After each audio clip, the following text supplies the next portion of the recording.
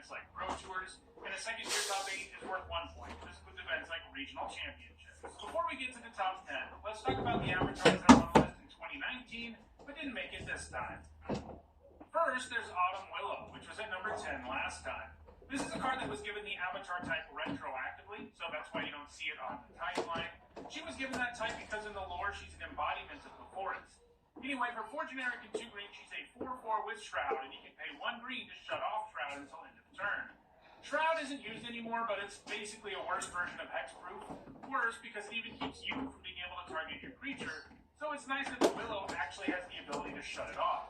She's not the most impressive creature by today's standards, but a 6-mana 4/4 with Shroud was way better back in 1996. Furthermore, at the one Pro Tour where she gained all of her points, the deck building rules required you to include 5 cards from every set in Standard. Homelands is notorious for being filled with bad cards, and Autumn Willow was one of the few cards you could go with that wasn't a complete dud. It's safe to say she'd have fewer than 6 points if it weren't for that deck building restriction. Obviously enough, she hasn't gained any points since 1996, and she's never going to get back on the list.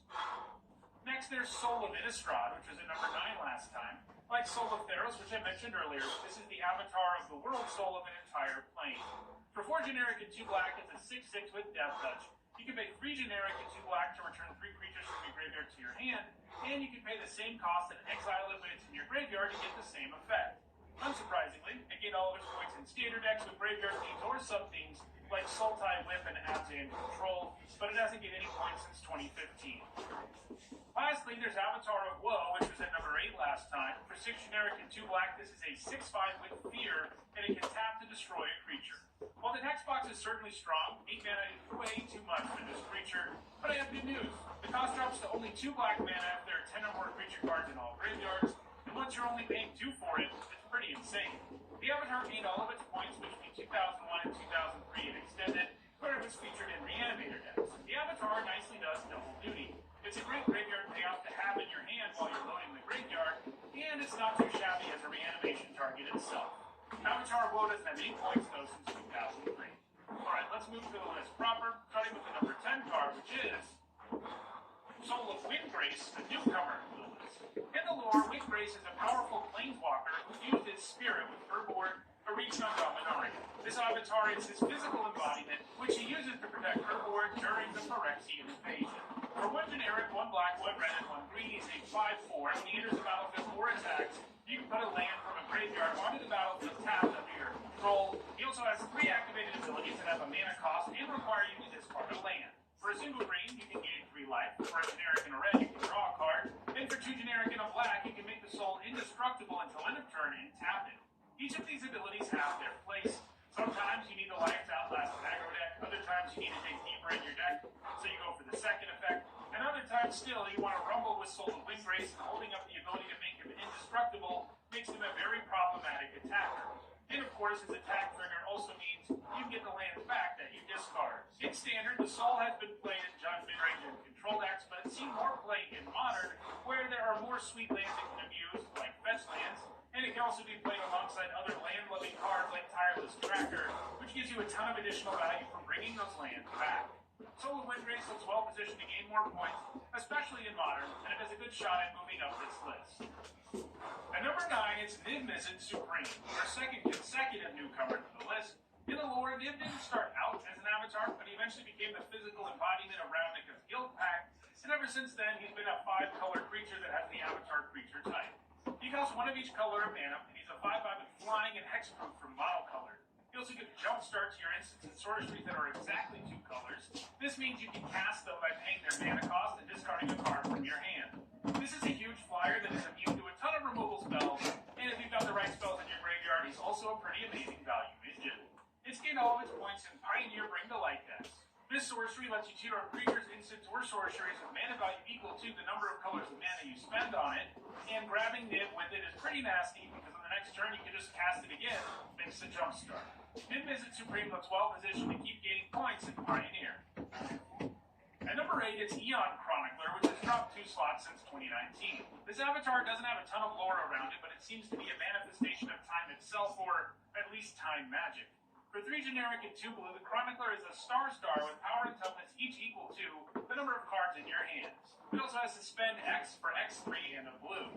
means it gets exiled with X time counters on it, and when the last one is removed, you can cast it without paying its mana cost, and it gains haste. The Chronicler also has a triggered ability while it's suspended. Each time you remove a time counter, you get to draw a card. Basically, if you need a creature right away, you can go for it, but if you'd rather draw some extra cards, something the Chronicler synergizes well with, you can go that route too. It can be particularly useful that it's very difficult to deal with the Chronicle's ability to draw you extra cards, since you aren't technically casting it and you suspend it.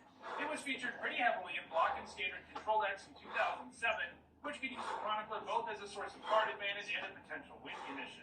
It hasn't gained a single point in the last 17 years, though. At number 7 is a Ajani Goldmane, which has fallen 3 spots in the last 5 years. For 2 generic and 2 white, it's a 4 loyalty Planeswalker, and actually one of the original 5 Planeswalkers from Lorwyn. Anyway, he makes it on this list thanks to his -6, which creates an avatar token with power and toughness equal to your life total, a callback to Sarah Avatar. He also has a +1 that gains you 2 life, and a -1 that puts a +1/+1 counter on all of your creatures and gives them vigilance until end of turn. If you can protect a Ajani and use the +1 a couple of times, that avatar can be pretty scary. You saw playing a lot of aggressive white decks while in Block and Standard because that -1 can be pretty devastating on a well-developed board. Ajani Goldmane hasn't gained any points since 2010, though. At number 6, it's Figure of Destiny, which was at number 2 last time. For 1 red-white hybrid mana, it's a 1/1. You can pay 1 red-white hybrid mana to make it a 2/2 Kithkin Spirit, 3 red-white hybrid mana to make it a 4/4 Kithkin Spirit Warrior, but only if it's already a Spirit. And then there's the last ability, which is what gets it on this list. You can pay 6 red-white hybrid mana, and if the figure is a warrior, it becomes an 8/8 Kithkin Spirit Warrior avatar with flying at first strike. This sort of creature that has abilities that allow it to slowly upgrade itself is something we see every few sets or so. For example, in Karlov Manor, we have 10th District Hero, and this is where we first saw this kind of design. I think they're great because they tell a story. In the case of the figure, he starts out as a regular Kithkin but dies on the battlefield and becomes a spirit, and over time, he eventually becomes an incredibly powerful avatar of Destiny. In particular, probably an avatar of those who are destined to die on the battlefield like he did. Anyway, obviously this Kithkin is a powerful one-drop since it can scale throughout the game and be relevant to almost any board. Unsurprisingly, it's been played in red and white macro decks in Block, Standard, Extended, and Modern, but it hasn't gained any points since 2018. At number 5 is Progenitus, which was in the same slot last time. Progenitus is the physical embodiment of Alara's World Soul. For 2 mana of each color, it's a 10/10 with protection from everything, and if it would be put into a graveyard from anywhere, you reveal it and shuffle it into its owner's library. For a while, Progenitus was the scariest creature in the game, and it was what you wanted to cheat into play in multiple formats. After all, it can't be killed by any targeted removal, it can't be blocked by anything, it can't be damaged by anything, and it can end the game in 2 swings. This led to people wanting to put it into play with Hypergenesis and Extended, Show and Tell and Legacy, and Oath of Druids in Vintage. In addition to that sort of thing, it was also used in Infect decks in both Modern and Legacy that looked to use Blazing Shoals to buff an Infect creature like Glistener Elf and win the game in a single swing. Progenitus was never cast in those decks either, instead getting exiled to the Shoal for a huge buff. Progenitus' best days are probably behind it though. Now, this isn't to say Progenitus doesn't see any play these days. After all, he has gained 16 points over the last 4 years, and he is being played right now in decks like Legacy Elves and Cradle Control, which can cheat it into play with Natural Order. But it's far from the premier creature you want to cheat into play anymore. I mean, why would you want to when you have a track cell? Still, Progenitus is going to gain some more points, but not really enough to move up this list since every card in front of it is also very active, like our number 4 card, which is Niv-Mizzet Reborn, a newcomer to the list. We've already talked about how Niv-Mizzet has become the living embodiment of Ravnica's Guild Pack. Well, this card represents when that first happened. For 1 of each color, he's a 6/6 flyer with a great enter the battlefield ability. You get to reveal your top 10 cards, and then for each color pair, you can choose a card that's exactly those 2 colors from among them and put it into your hand. And you put the rest on the bottom of your library in a random order. In the decks Niv is played in, most of your cards are exactly 2 colors, so normally you get this huge flyer in play and draw like 4 cards, at which point the game is usually over. You didn't do much in Standard because mana wasn't good enough and the card pool wasn't large enough to build a functional deck where he could draw you lots of cards. But Niv-Mizzet Reborn decks have been a fixture in Pioneer ever since he got printed, and an eponymous deck also appears occasionally in Modern. While the cards in front of it are likely to continue to gain points, Niv-Mizzet Reborn has a real chance of potentially moving higher on the list. At number 3, it's Dark Depths, which has moved up from the number 7 spot. This legendary land can't produce mana, and it enters a battlefield with 10 ice counters on it. You can pay 3 generic and remove an ice counter, and once it has no ice counters on it, you get a 20/20 flying indestructible avatar creature token. This token is the avatar of Merit Lage, an interplanar being of extreme power. Dark Depths didn't do a whole lot for the first several years of its history. In fact, it was considered one of the worst cards in the game. It was way too slow to ever do anything, and the fact it can't even produce mana was a huge burden. However, that all changed in a big way thanks to the printing of Zendikar's Vampire Hexmage, which could easily sacrifice itself to remove all the counters from a permanent, and that meant you could get the 20/20 as early as turn 2, since Urborg Tomb of Yawgmoth could even make it so Dark Depths could tap for mana. When Modern was created in 2011, it was preemptively banned to keep this incredibly fast combo from existing, and it's a good thing too, because in the years since then, the printing of Thespian Stage has made the combo even more consistent. The stage can copy Dark Depths, but because it's already in play and doesn't get the counters, you immediately get the token. This card is incredibly important in Legacy, but there's an entire archetype called Lands that features the Dark Depths Thespian Stage combo as one of its main win conditions. Vintage Dark Depths decks have also been a factor intermittently. Over the last several years, Dark Depths decks in the Eternal formats have enjoyed a lot of success, allowing Dark Depths to amass a ton of points. The 2 cards in front of it are active too, but Dark Depths has been active enough over the last several years that it's difficult to say it has no chance to move up the list. At number 2, it's Death's Shadow, which lost its number 1 spot on the list. Death's Shadows are avatars that seem to be a physical embodiment of death itself, and especially near-death experiences. As that flavor would indicate, Death's Shadow is a creature that loves it when you're almost dead. For 1 black mana, it's a 13/13, and it gets -X/-X, where X is your life total. Like Dark Depths, this is a card that it took quite some time for people to find a way to use. After all, it might cost 1 mana, but you can never play it early because of its text box, so it's not that exciting that it's so cheap. Eventually, though, players found a way to unleash Death's Shadow's potential once there was a critical mass of powerful cards that lower your life total. This includes fetch lands and shock lands, of course, but also free card draw like Street Raid, Disruption like Thoughtseize, and Phyrexian mana cards like Mutagenic Growth. So Death's Shadow decks tend to be aggro decks loaded up with these types of effects, and then they can win the game out of nowhere by paying life and casting something like Temur Battle Rage for lethal. Even though the Shadow dropped a spot on the list, it has gained a ton of points over the last several years. It's just that the number 1 card on the list has been even more active, and that card is Hogaak Arisen Necropolis, which has moved up 2 spots since 2019. You probably predicted this, provided you remembered that Hogaak has the avatar creature type. As with the Young Chronicler, there's no official lore for Hogaak, but based on the art in the name, my headcanon is that he's the avatar of the dead buried in a particular necropolis. Perhaps there were so many people buried there that they somehow created a hive mind and animated their burial place. Whether he has detailed lore or not, Hogaak is a completely insane magic card. For 5 generic and 2 black green hybrid mana, he's an 8/8 with trample that can be cast from your graveyard, but you can't spend mana to cast Hogaak. That last part would be a pretty big hurdle, but he also comes with 2 cost reduction mechanics that make it very easy not to spend any mana. Vote and Delve. It was printed in Modern Horizons, so it was never legal in formats like Standard or Pioneer, but Modern, Legacy, and Vintage are all formats where loading the graveyard quickly is very easy, and you can cast Hogaak very early, like on turn 2 with regularity. In Modern, this can be best accomplished with Bridge from Below and Altar of Dimension. The Bridge can populate the board from the graveyard for the Convoke, and the Altar would mill a ton of cards for the Delve.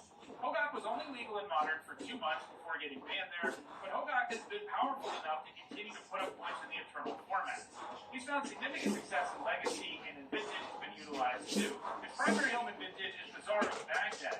This is a deck loaded up with discard and draw effects like the Bazaar that it tends to then rapidly populate the board with creatures who can come out of the graveyard or who have counter costs of 0 as a result of all the cards discarded. And that deck, it isn't that unusual for Hogaak to come down on turn 1 alongside several other creatures. Hogaak is going to continue to amass points in both Legacy and Vintage, and it has a good chance of maintaining its number 1 spot on this list. So those are Magic's most powerful avatars. If you'd like to play with any of them, check out the description where you can find a direct marketing and link for each card that appears in the video.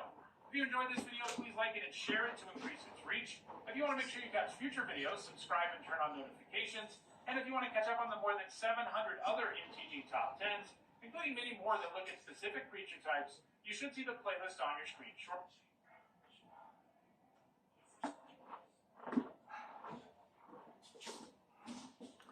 sandwich is steak. I'm using ribeye steak and we'll start by patting that down like a good boy, then seasoning with salt and pepper. Some professional chefs think it's best to take the cover off the grinder before seasoning, but that's just an elitist 5-star chef thing and it really comes down to personal preference. I've got my piping hot pan with piping hot oil, which is great because this sandwich will be able to go down anyone's pipe hole to help them pipe down. If you make it good enough, it might even help you to lay some pipe, because you'll have the strength and energy to dig those trenches and get that pipe into the ground. I'm going to get a sear going on one side for a few minutes, then give it a flip and add in some butter and some rosemary. I'm basting the steak so it'll taste better in case with this rosemary paste, but don't race or it'll splash your face and that'll feel bad like mace. So go at a reasonable pace, leaving no feasible trace of that butter paste anywhere but the cast iron case. The reason we add butter is not for flavor, but to help gum up that throat hole so that it will help restrict the passage of air when you feed it to someone whose words make your ears hurt. And we'll let that rest, hopefully in the same way that this sandwich will force their larynx to rest. Then we'll slice it up into whatever thickness of pieces you feel like cramming into your face hole. I'm going with this exact thickness because I didn't really think about it and I've never made this sandwich before. The T in the Shuttle Cup sandwich stands for Tabasco, the tingling numbness of which is bound to slow down any flap trapper, at least for a moment, by generating mucus, which makes pronunciation more difficult. We're adding mayo to this, especially for the thickness, which adds another layer of vocal chamber challenge. The F in the Shuttle Cup sandwich stands for focaccia, which is one of the most sound-absorbing breads on the planet. When cutting the bread, remember your goal is to fill a mouse-sized hole, so cut according to the size and shape of the intended cake hole. These big bubbles in the focaccia are absorbing anything that comes remotely close. They absorb so much sound that focaccia is more effective than noise-canceling headphones. So you can make your own set of focaccions to wear at a concert or during your imploding relationship. And finally, the U in the sandwich stands for onion. We're going to chop up this onion and start to caramelize it. The pan is on medium-low with some oil, and this is how you're not going to crowd the pan, since I've read you're not supposed to do that. But I think the results speak for themselves, meaning that onions can't talk, which aligns with our greater goals here. And you'll notice that suddenly the onions got really brown here. This is a phenomenon known as I got distracted putting on this sick temporary tattoo. Ah, so sick. The good news is they're still going to taste good because browning is the entire point. I don't know much about caramelizing onions. I just do it until they turn into this sort of onion sludge, which tastes really good. Oh, by the way, the U also stands for arugula. Now we're ready to start assembling. We've got the sound dampening sheet here. We'll add the throat thickening Tabasco mayo on both sides. We're going to lay our steak out in strips, top that with our caramelized onions and some arugula, then slap on another soundproofing layer. And now, you can give this sandwich to that special someone who makes you feel really thirsty for silence. Oh, babe, we don't have to talk. It's getting really close to shut the fuck up. We're getting hungry. What do you want to eat? Well, it can be anything. I mean, it's a... I don't need that shit.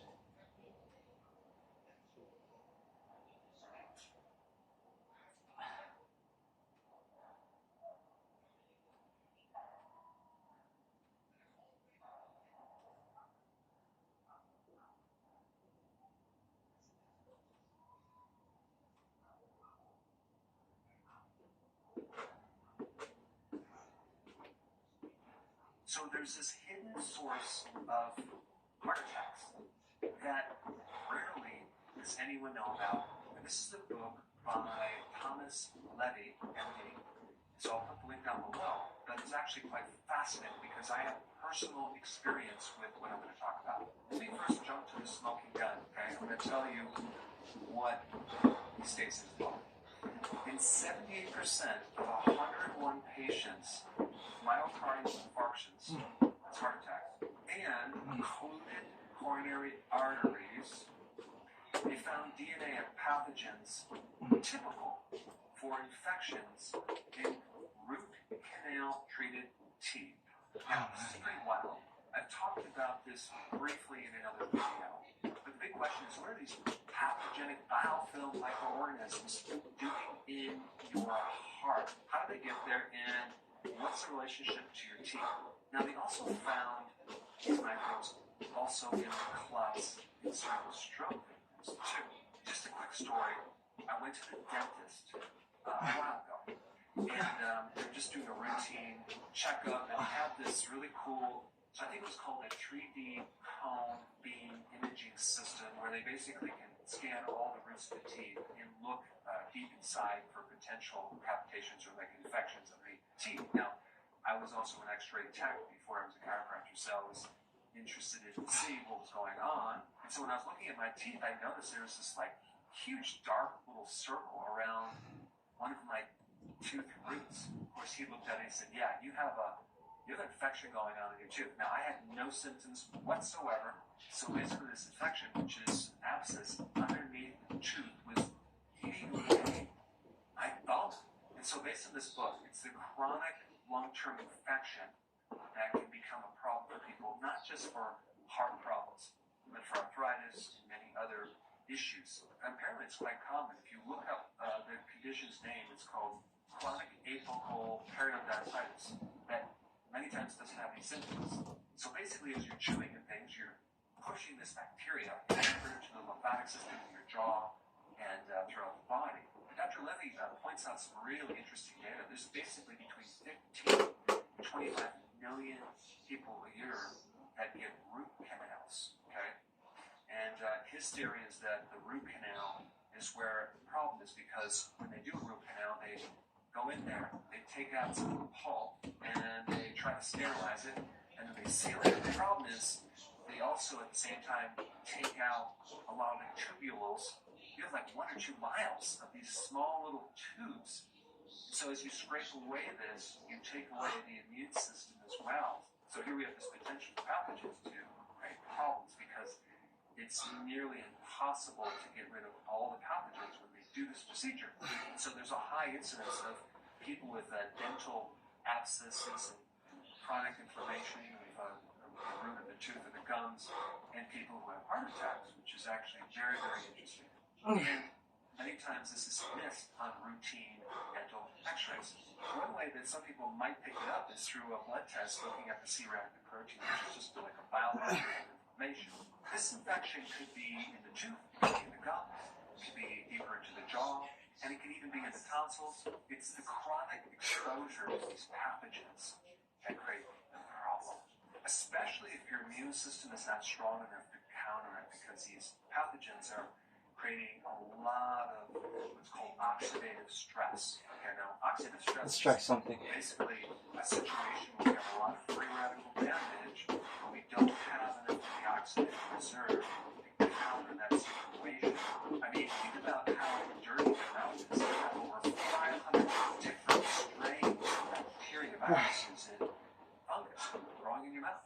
And then you also have this byproduct of the microbe, which is toxins. I don't know if that's, you call that cheating. More immune reaction, Whatever. inflammation The lunges. in your body. Apparently, one of the ways the body reacts to this situation is by developing clots. And so over time, when this becomes more chronic, a person's going to generally feel fatigue, chronic inflammation, joint problems, and sensitivity to heat. In my situation, I did notice when he removed the tooth, I immediately noticed my inflammation coming back. It was going to disappear. So that was fascinating. But if I didn't get that x-ray and see that cavitation, I would never would have guessed that would be the cause. Basically, we're dealing with a leaky bacterial overload situation that kind of causes a compromise to your immune system. But let's just say, for example, someone has this infection, right? And they feel a little tired, but they don't really know if it's coming from this area or not. You feel like your immune system is compromised, and you are wondering if you have this oxidative stress overload situation. What you could do is just take 1 or 2 grams of liposomal vitamin C. It's not the vitamin C complex to fulfill the vitamin C deficiency. We're primarily using it as an antioxidant to lower the oxidative stress. And what's unique about this specific type of vitamin C is that it's one of the only ones that can go intracellular. I'd recommend taking maybe 500 milligrams several times a day. And this is because vitamin C is water soluble, so we just want to keep it flowing in your body. The last point about vitamin C is that it won't create diarrhea when you're taking large amounts, like like other types of scorpion